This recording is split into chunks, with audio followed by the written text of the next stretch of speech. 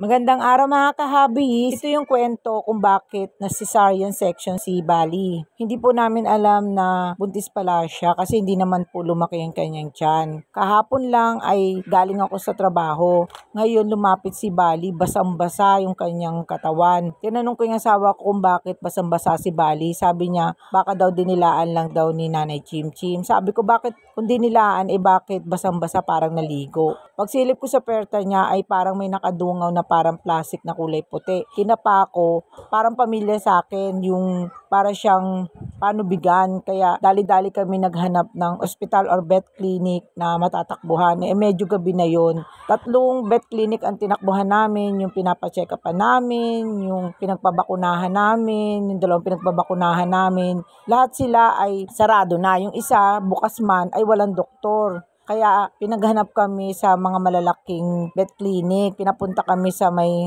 San Juan, sa may Mandaluyong. Wala kami makita, natataranta na ako. Buti na lang ay nakapag-canvas na yung asawa ko dito sa Petaholic kasi nga nung buntis si Chim Chim. Kaso lang meron kamahalan kaya medyo nagdalawang isip kami. Kaso wala na talaga kaming choice kundi dyan kami pupunta sa lugar na yan. Kaya pumunta na po kami dito sa may Petaholic, sa may E. Rodriguez.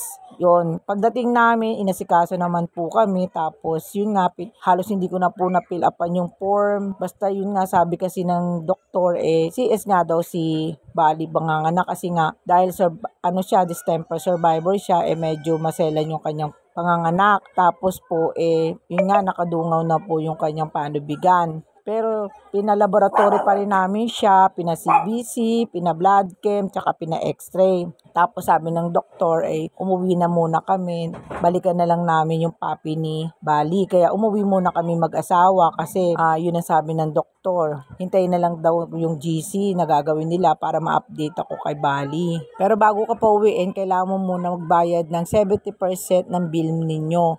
Kaya ang bill namin is 19,000. Kaso ang hawak ko lang pera that time is 6,000. Kaya nakiusap ako na 6,000 muna ibabayad ko. Then kukuha na lang po kami ng pera sa bahay namin. Kaya yun po yung nangyari. Iwan lang po ako ng ID para magawa na yung procedure para kay Bali. Kaya pag uwi ko, dasal ako ng dasal na sana umukay si Bali, hindi siya mahirapan. Ilabas siya ng maayos yung kanyang mga bebe